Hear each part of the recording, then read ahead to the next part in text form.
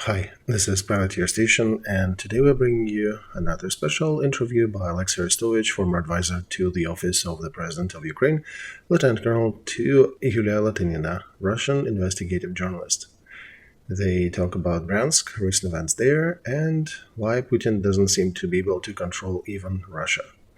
It turned out a pretty good interview. Also, special thanks go to our members, Lyudmila Skaryantova, Zenny Gaming, Dave Hopper, and Daniel Smith. Enjoy. Good evening. This is Yulia Latynina and Alexey Arestovych. Alexey, hello. Good evening, Yulia. Do not forget, please, to subscribe to our channel, to Alexey's channel. That is lower in the description, and also do not forget to share, click the like button, and do the same for the Privateer Station if you are listening or watching that in English. Alexey, you've been traveling not to Bryansk region, no? Oh, no, you're blaming me. No, that's not me. Alright, let's start with that giant hurly-burly in a chicken den, because nothing really helped them to prevent it. And if our users have missed it, apparently in Bryansk region there were some people who presented themselves as people fighting for the Russian volunteer corps. And that's sort of reminding of Putin's tractor drivers and miners back in Crimea back in the day. So then Putin came out in front of the cameras and said that, and leader of Chechnya, Kadyrov, came out and called to deal with all participants of that group, to shoot, kill them, and to bring to responsibility even their families, and then take responsible measures against Ukraine, against Kiev, and bomb into smithereens everything that has any relation to that group. So Kadyrov, as we know, he substitutes with his rhetoric the fact that he is not anywhere near the front. He's not even in Russia. I think he is in Arab Emirates right now. But it's impressive that he came out like this. And what for? To tell Putin that and reiterate that Putin doesn't control even Bryansk region? All right, Yulia, I look at all the events from the point of view of personality and history. So there is a personality of, God forgive me, Vladimir Putin. And a man was dreaming to control Ukraine. Now it turns out he can't control even one of the Russian regions, Bryansk region. And looking at the sum of different events happening in Russia from Kaliningrad to the Pacific, the planes are falling out of the sky, different institutes are burning, different companies and warehouses are catching fire. So it seems like he's not really controlling even Russia. Deep personal tragedy. I could even feel for him, but don't have enough powers to do that. I could probably feel some sympathy to that character as a literature person or maybe a historical person, but not as a real one. So I have a question, why hasn't that happened earlier? And another question, why do you think United States or Europe may reflect that and say, why are you mirroring Putin? Why you also have these diversion groups operating on his territory? Well, nobody's mirroring Putin. I see two variants here. One is it's FSB provocation. The other, it's some legit partisans who came from somewhere. We'll leave that question open. Where could they come into Bryansk region? That's a border region with Ukraine, and then they apparently are fighting with Putin's regime. They named themselves, right, they named themselves Russian Volunteer Corps, but anybody can say that they are Russian Volunteer Corps. You and me can record a video and say, we are Russian Volunteer Corps. So there's some murkiness in that water. And while we are recording and preparing for that stream, Putin came out and called it an evil terrorist act. And he said that group had shot up a vehicle with children and the driver and civilians. I can hardly imagine a diversion group from Ukraine that is consciously destroying a vehicle with civilians and children. We have other values and other goals in this war.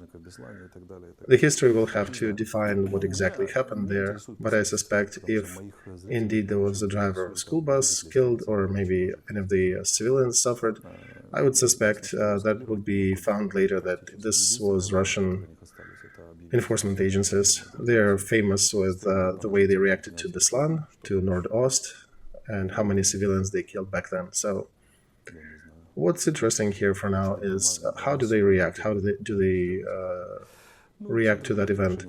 We understand they cannot really escalate. They can maybe call for total mobilization. They don't really... They can shoot up again our capital, or maybe do a massive missile barrage. So Bankovskaya and the president will survive.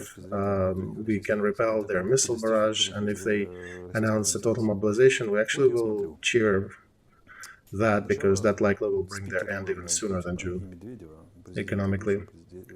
One smart lady advised me earlier to try to understand Russian events from the lens of internal application in Russia.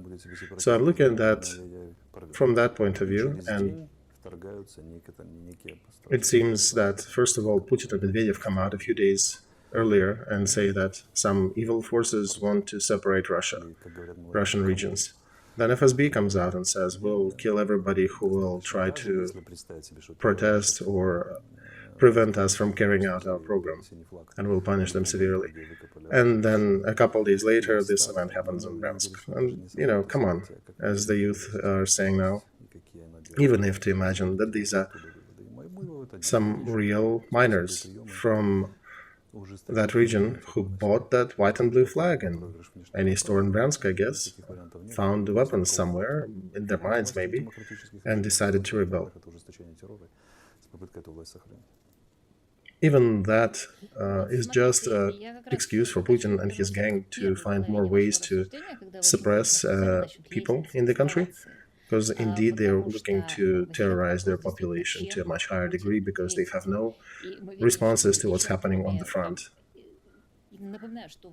So I want to go back to the first part of your thought, where you looked at the possible escalation ladder.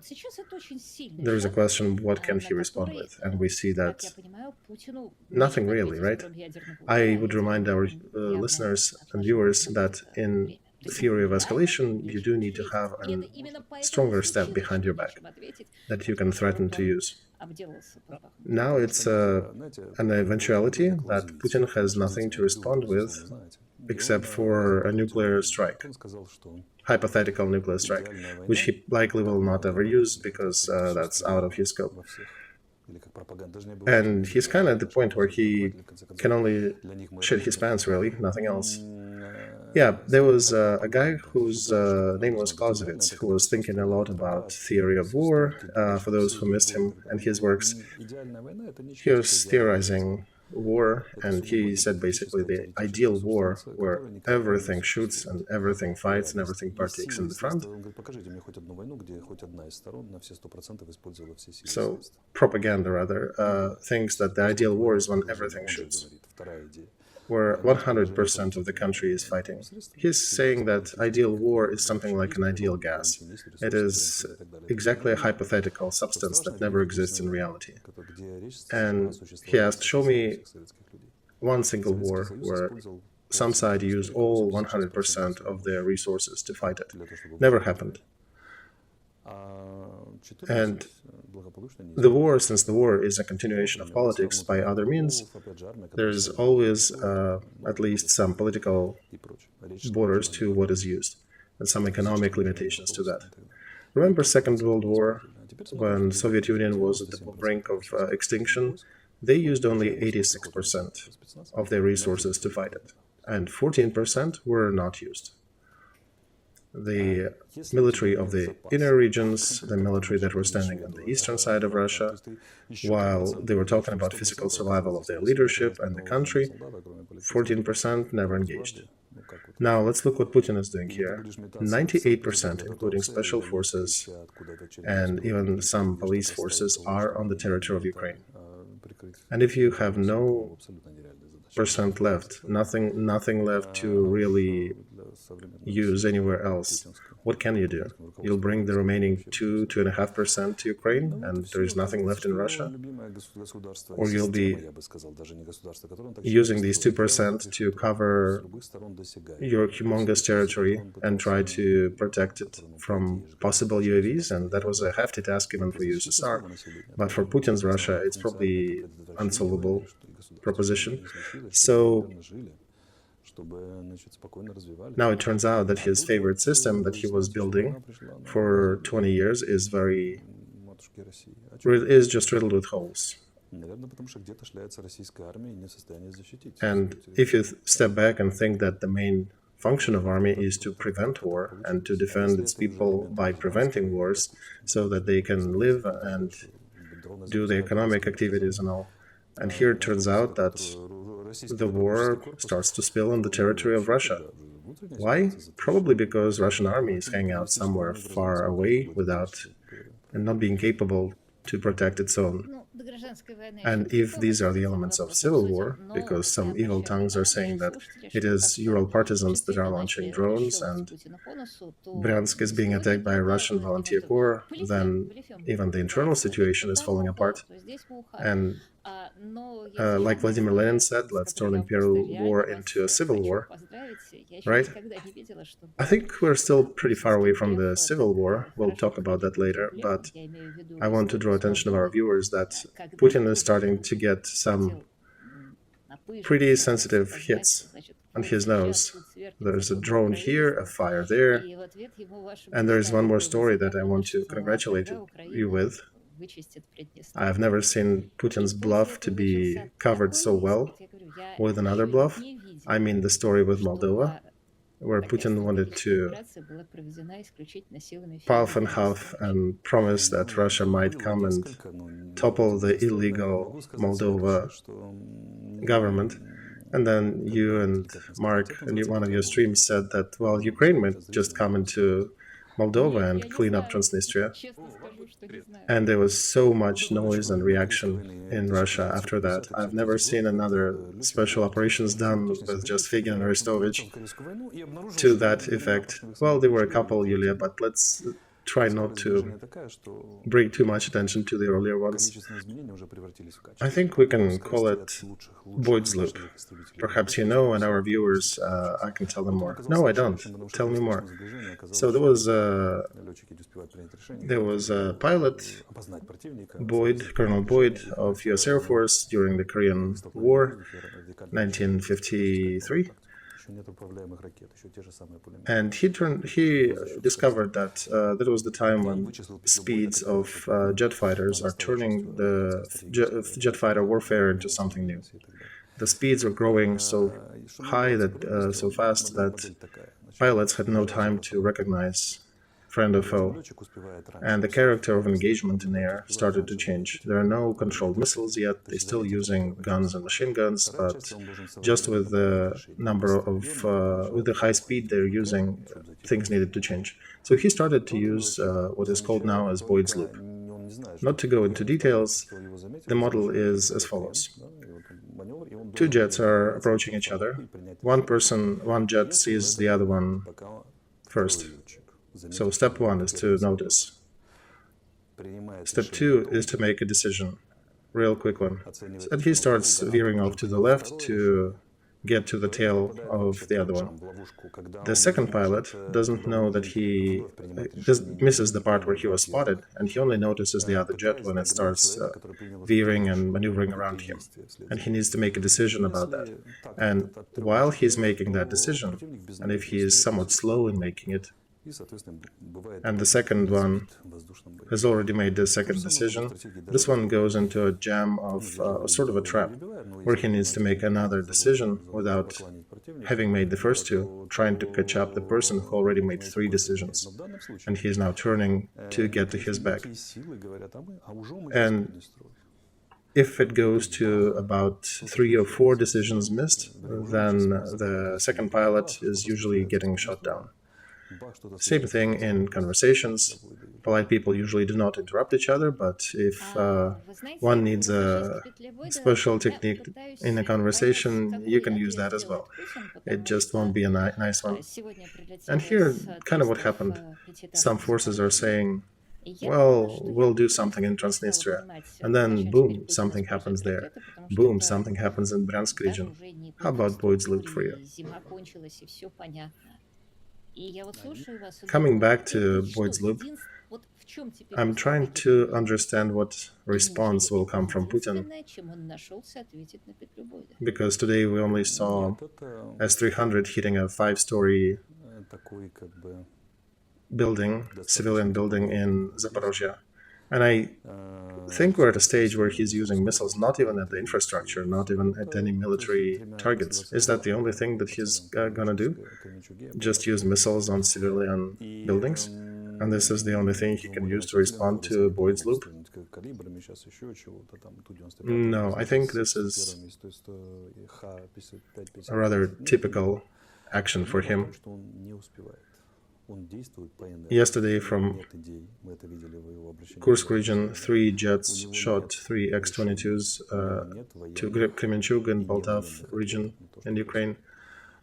And they have naval carriers in the sea that can use and shoot more missiles. Then 295s can shoot some missiles. Yeah, they have some response to different events. The problem is he is not timely. He cannot respond to the event. He responds with inertia, and he has no solutions. He has no military and non-military answers to what is unfolding. And one side will not say which one, that is raining drones on his favorite system that he was building for 20 years, and is probably responsible for, let's call them, single information events throughout the whole western side of Russia. This country has enough time and enough time and opportunity to react and to actually guide the narrative. And even these guys are Russian partisans. They're still the opposite side to Putin's regime.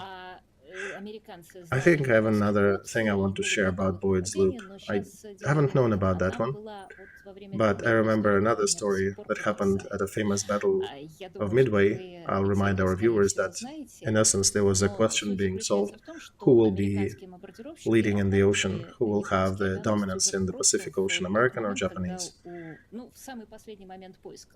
Japanese thought they'll capture Midway, and Americans intercepted their comms, and they knew that they need to be ready for that attack. But there was an interesting element to that battle that I'm still in awe of.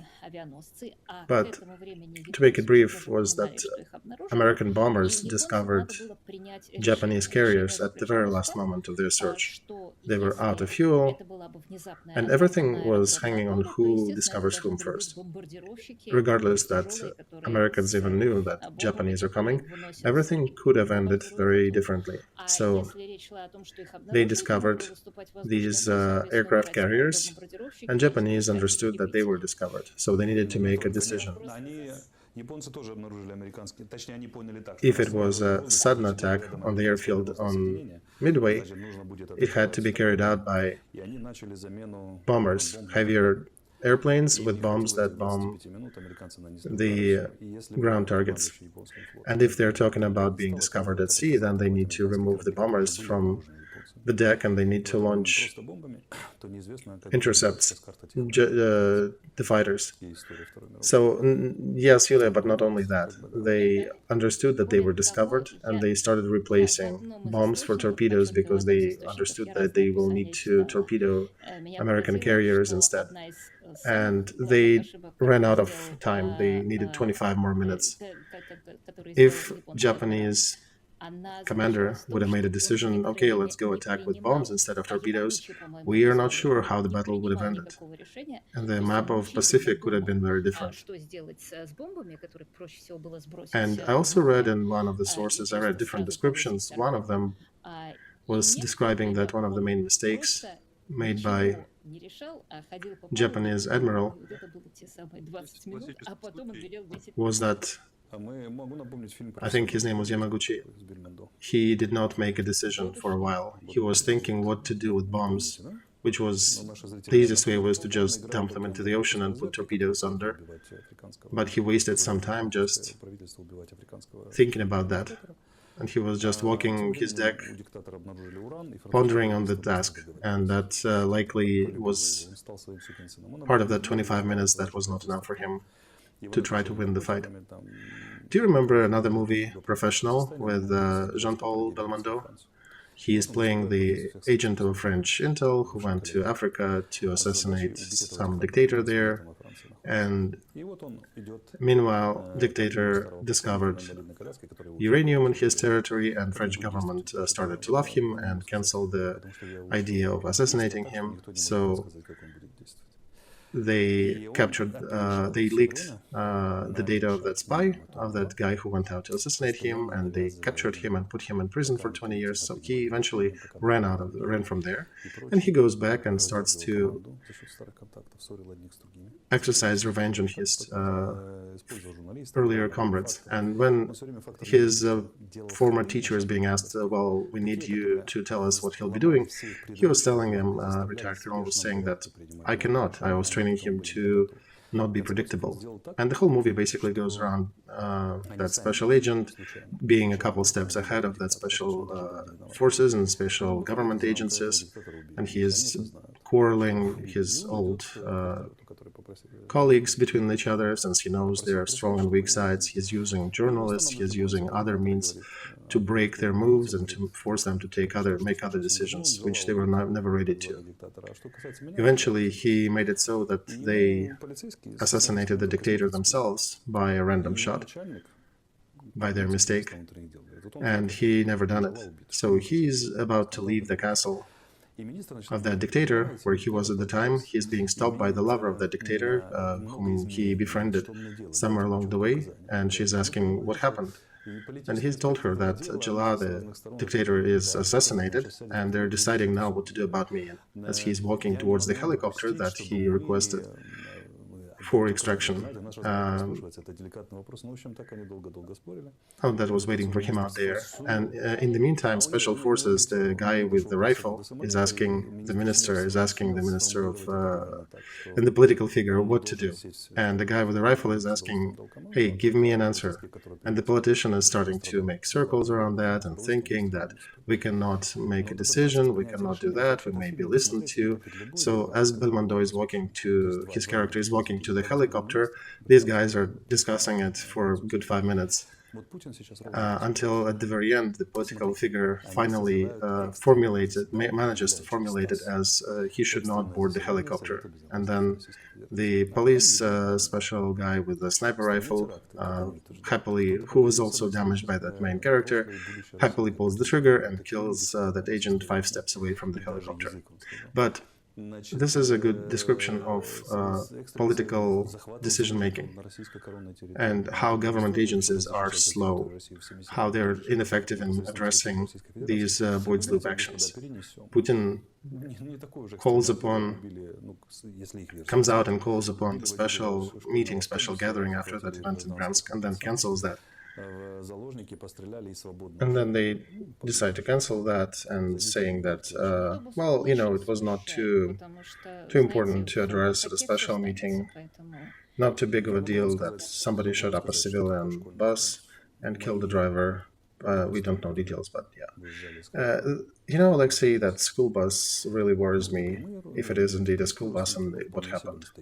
I'll tell you, Yulia, one more thing about the example from war. I had relatives, not direct relatives, but real relatives, leaving Kiev region with kids in the car. I'm forgetting, blanking on the name of it. So they were carrying car seat, yeah, several car seats with kids in the car, and they were driving. There were several vehicles.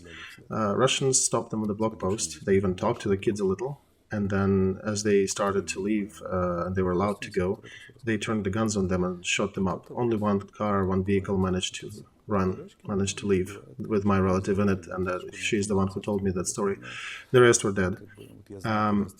So events like that happen at war. Sometimes it's a conscious decision by fighters. It just triggers things in people, and people who were evacuating from under Russian occupation, they know of events when the Russian soldiers were killing not just women, but children in cars. This is war. Things like that do happen.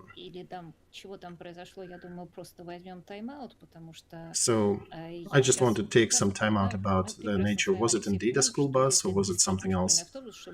We just understand that if indeed it was a school bus, what New York Times, Pope, and all the public will be screaming about the week later.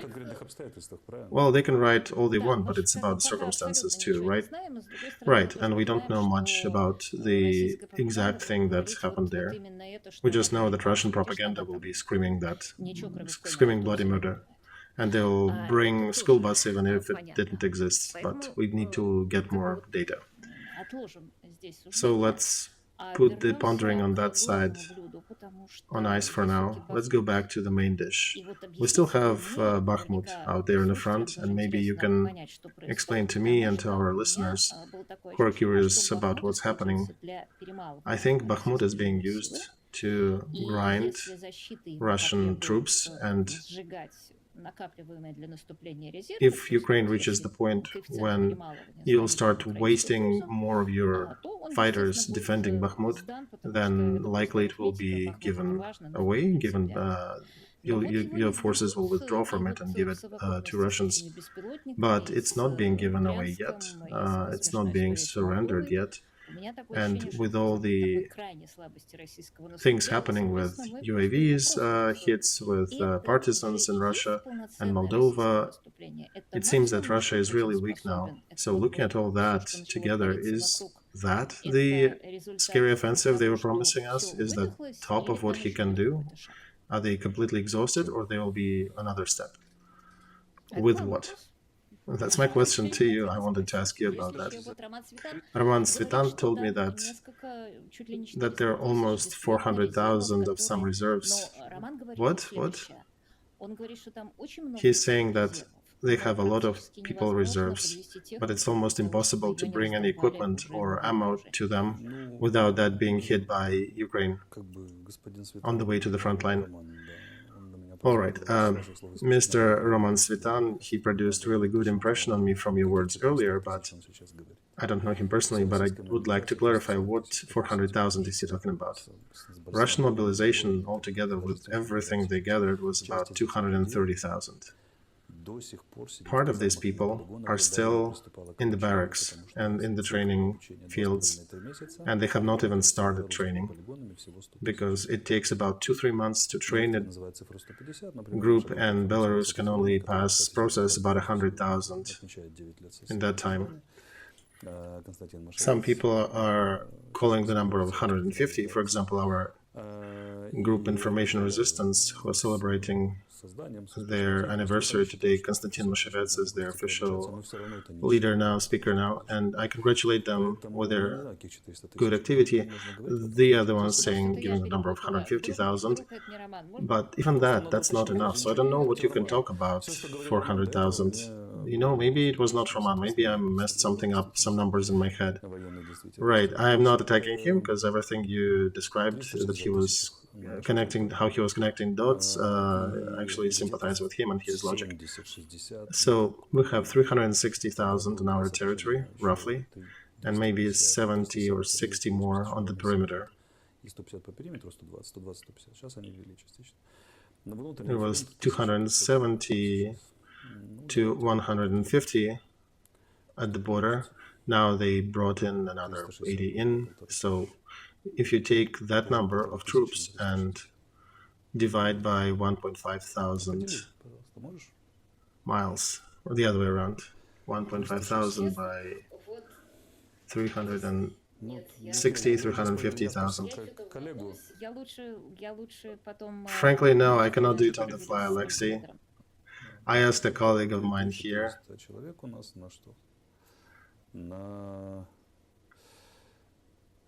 about,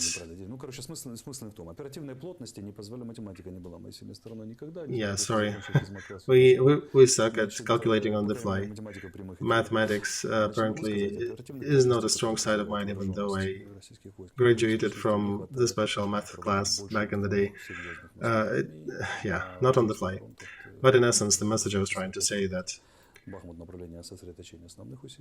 the density of Russian troops on the front doesn't allow them to carry out more than 2 offensive attempts, offensive campaigns at a time. So there is Bakhmut, and then there are a couple more near Kupiansk and near Vuhledar. And near Avdiivka, that's so-called DNR and LNR armies fighting, but without any success there.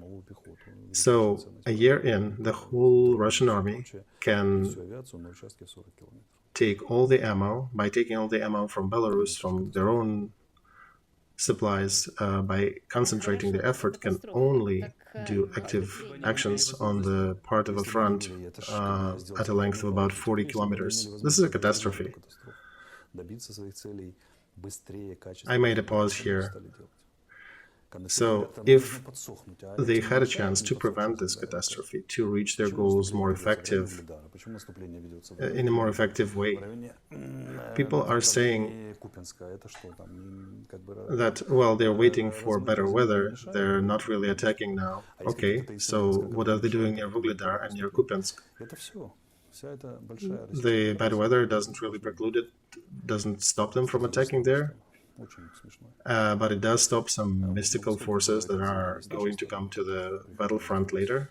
So this is a big incongruity that people who speak still about major Russian offensive bring into that discussion. We understand that in earlier steps, they were presenting that. Earlier steps, Russia was saying that, yeah, we will attack, we will do that. And early in the day, they could put that statement that, yes, we will carry out a major offensive. So was it bluff? Was it Putin's bluff about the offensive? No, I would call it a military tactic. Because I think military people on his side knew their capabilities. They knew how much damage can they do and what they're capable of. But they still made a decision to announce that in that manner. And all they do is really Bakhmut. Kremenaya, they're losing people there. Vuhledar, they're losing tanks there.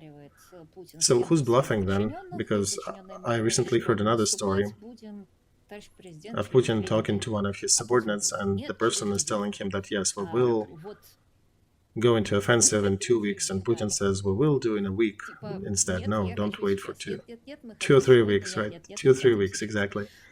But Putin was enforcing that to happen sooner. I do want it, and yeah, he insists on that.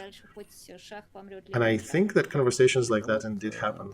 What was it? Was it over-promising, and then they're just sitting it out, waiting for who gives?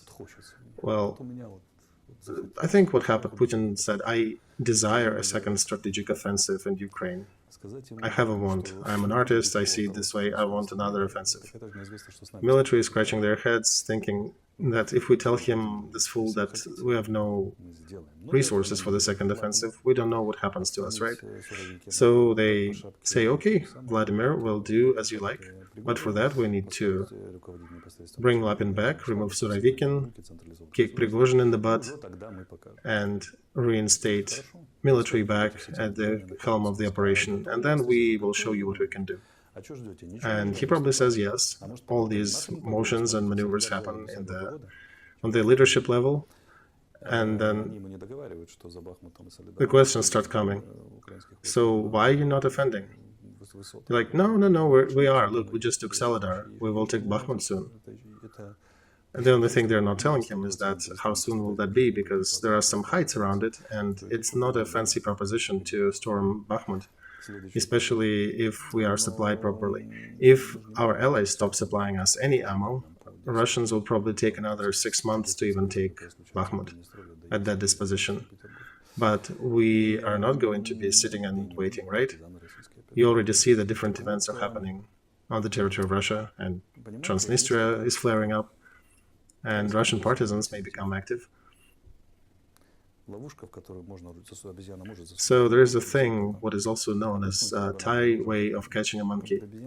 It's a trap where a monkey can put a hand in and grab a banana, but a monkey cannot pull the hand out with the banana in it, but they're not ready to open the hand. They're not too spiritually advanced creatures, so for whatever reason, she doesn't want to let the banana go and stays chained to that trap.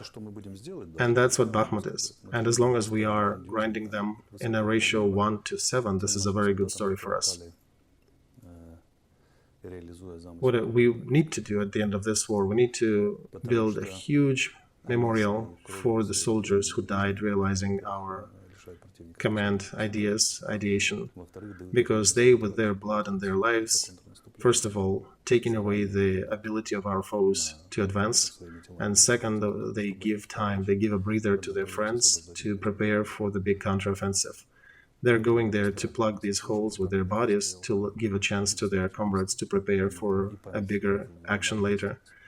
So if I can influence that, I'll make sure that that memorial is of a deserving scale to that heroic act. Not even about the intensity of fighting, but it's more about the understanding of those people who go there, why they're doing it, and what are they standing for, what are they wasting their lives for. They're buying time with their lives and blood for their comrades to prepare for counteroffensive. Is it still true? I heard it's 1:7, the ratio. Yes, that is so, and for us, still, 1:7 is still a painful proposition for us because we value lives. And, it's okay for the front, but it's still hard for mother who gets a phone call and says, or a visit, and people telling her that we have bad news for you. Be strong. You have to think strategically. War is always a choice between very bad and very, very, very bad. Now our infantry is tiring out our foes, Russian troops, to buy time for the remainder of our army to prepare and get ready for that counteroffensive. And they know that, and they know what they're going there to die for. And there are a lot of territorial defense fighters there who are less prepared than mechanized infantry and storm brigades. They have lesser preparation for war, but they're still standing. They're still standing strong and holding it. And as far as I understand, it's territorial defense exactly because the best parts are being aggregated for the future offensive. And that's very important to save that reserve and not to waste it in Bakhmut as well, right? There is some strategic importance. Exactly. It is a strategic importance upon which the destiny of our country hangs, and the destiny of the world after this war. It's very cruel, but it's an important necessity. We cannot say it's just territorial defense. It's National Guard, it's border guardsmen. There are even some cadre and there's a tank brigade there. But it's not a secret that the main part of our Ukrainian cadre is getting trained for the counteroffensive. And we'll probably pause here at counteroffensive on this subject. We're at about 40 minutes and we have about 50,000 watching us. Please continue sharing and clicking the like buttons and subscribing. You said that Severodonetsk was monkey's hand in the jar. Remember we talked during that campaign. I think you called it as sugar, wet sugar for ants. I did, yes. I think I overused that image a little too much. But back then you said that Severodonetsk attracted a ton of Russian troops from other parts of the front, precluding them from carrying out any operations on the other directions, and gave some time to Ukraine until you managed to bring 777s and some HIMARS to that part of the front. And you were going to you told me that you'll tell more when this operation is over. Was the monkey trap that part that you wanted to talk about? Yes, it's a classic trap, and that's what I wanted to talk exactly. Putin, I don't know how much of a strategist he is. He is a horrible tactician. And he's probably even worse strategist because for political reasons, it's the third or second time during this war, he's wasting resources thoughtlessly, which he would totally need on the operative or strategic level of task resolving on this war. Look, his total losses near Solidar and Bakhmut since the 2nd of August, when they started that wave of attacks, is over 100,000 dead and wounded. He doesn't have that many troops. He only has 360,000. So that's probably enough for 2 more regional centers. And how is he going to, as he says, liberate Donetsk region? Where just in that, there are at least 5 big towns, bigger than Solidar and Bakhmut. So imagine we withdrew from Bakhmut and took new positions, and we were waiting for them to advance further. And they start counting how much they have.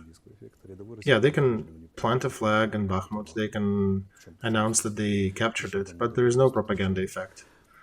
An average Russian has no clue why does he need Bakhmut. Why are they wasting 100,000 people there? And we saw that with Solidar.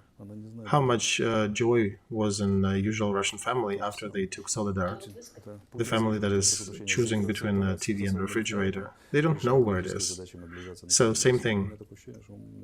Putin is playing with his electors, but I think the populace of Russia is very skeptical about the degree of their interest in this war and how important it is for them. I have several short questions, otherwise we'll spill over the time frame.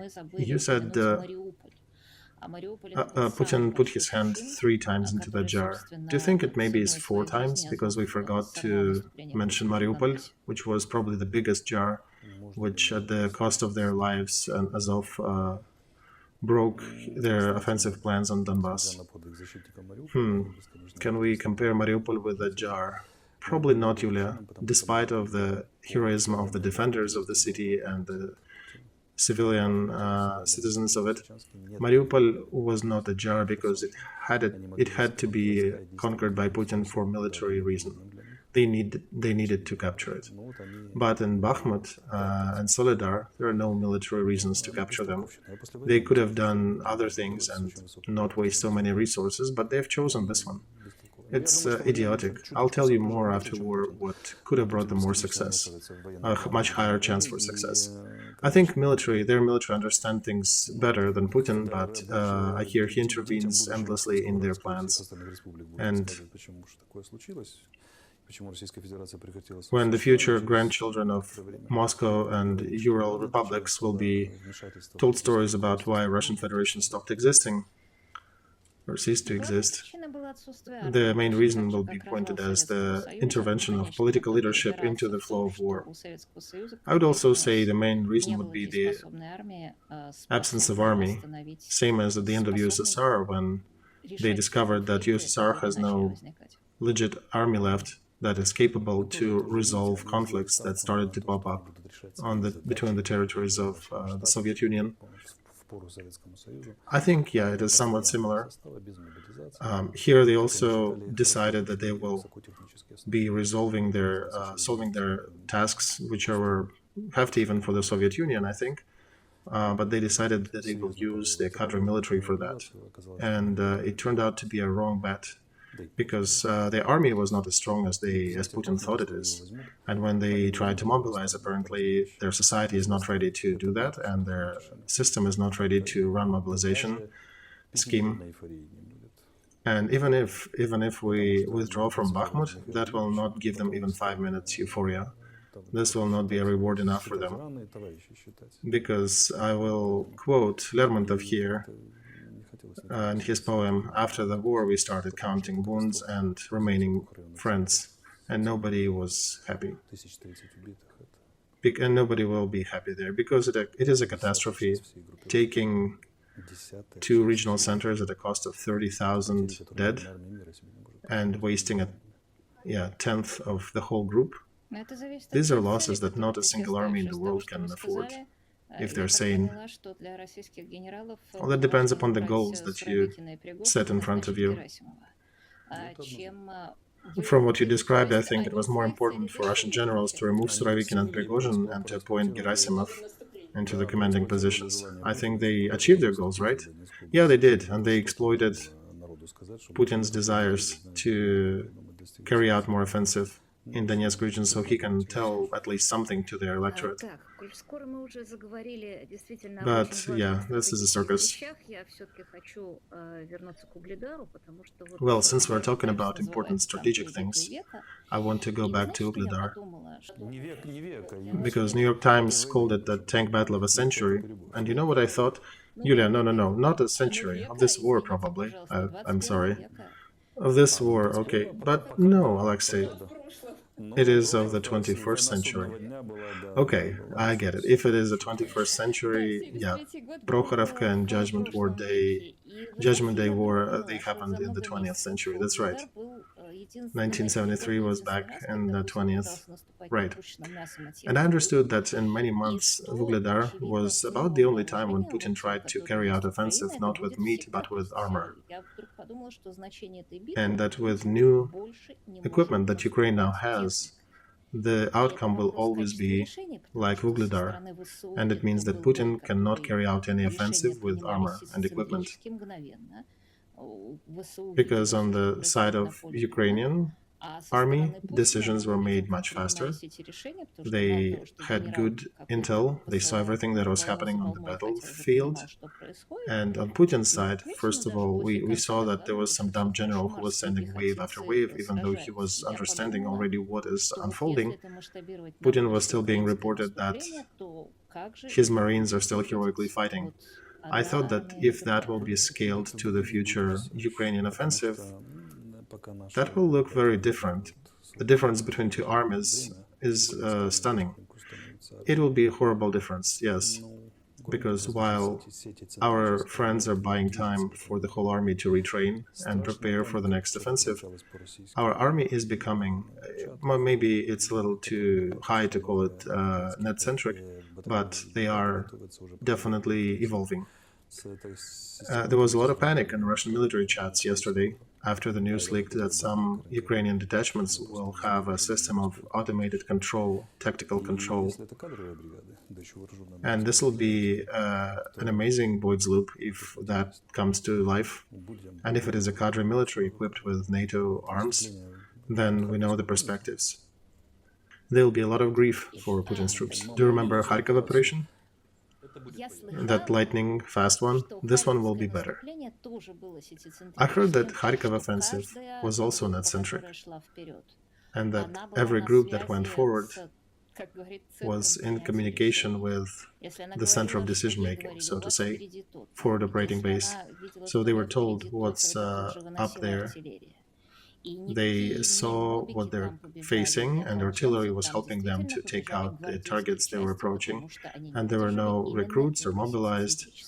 They actually were real Russian cadre who were fleeing from that area. Oh yeah, there was 11th Army Corps from Kaliningrad. They ceased their existence during that operation. Parts of Putin's 2nd Tank Army, also rather prepared, one of the court tank armies. So what I wanted to say is that our counteroffensive will be spectacular. And the guys who are fighting near Bakhmut, they won the generational change for our army. We started this war roughly at 3.3. If American army is 5+, almost leaking into 6, we started at 3-. Now we're getting to 3+. Russian army started at 4, maybe at 4+ in places 4-, but they were roughly one generation above us on their technical preparedness, and now they're falling into 3-, technically. And I'll say one scary thing now. There's, we can talk more about it later, but there's a thing called new technological system. The countries of the first group are the ones who are enjoying it. The ones who are most highly advanced countries, it's a significant difference with the rest of humanity. It's new engineering, new medicine, biomedicine, bioengineering, artificial intelligence. It's the whole new qualities of human experience that countries provide. Second group are the countries who service that and have elements of the first. But for the most part, they work for the first, for the group of the first. And then there are third who service the second, and the fourth who are somewhat in a gray zone, where a lot of different weird things happen. So at the beginning of war, Ukraine was between 3 and 4, Russia was between 1 and 2. And now, if at the end of this war we are being accepted to NATO, I think we will eventually, and join the European Union, we are getting to the group of 1 and 2. And Putin, as a result of this war, will bring Russia definitely down to group 3, not even 2, and in parts even to group 4.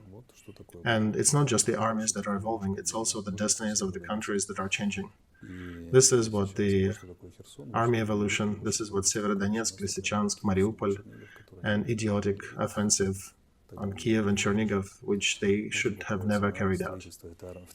This is the price of building that second army in the world on paper and stealing money from it. They wasted, what, $1 trillion on it and have nothing to show for it. And that's the value of that whole Putin's regime, with isolation from the world, losing the markets, losing everything that Russian Empire acquired over hundreds of years, to give him a small platform for geopolitical play, and he just wasted it and drained down the toilet. And capturing Soledar will be a very puny reconciliation for him. Plus, we'll take it back. Sooner or later, we definitely will take it back. Here, I can definitely agree that the way the army is set up is a reflection of how society is set up. And in this matter, if Ukraine is getting a net-centric army of the First World, society will have no choices but to lift themselves up to the level of the army as well. And Putin is building a Stone Age in Russia and spiritual staples. And if you have scientific values of the Stone Age, your technologies will also play along. You'll have technologies of the Stone Age. The Ivory Coast is not famous for assembling microchips. Right, Yulia, technology can be translated into ethics. A lot of technology is unattainable to humans, I think, because of the level of ethics that we have.